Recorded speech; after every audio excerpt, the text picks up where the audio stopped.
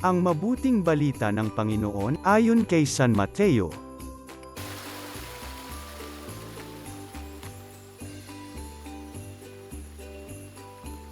Habang bumababa sila sa bundok, tinanong si Jesus ng mga alagad, "Bakit po sinasabi ng mga eskriba na dapat munang pumarito si Elias?"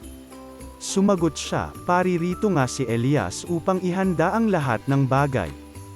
Sinasabi ko sa inyo na pumarito na si Elias, ngunit hindi siya nakilala ng mga tao. At kanilang ginawa sa kanya ang gusto nila. Gayon din naman, pahihirapan nila ang anak ng tao." At naunawaan ng mga alagad na si Juan Bautista ang tinutukoy niya. Ang mabuting balita ng Panginoon.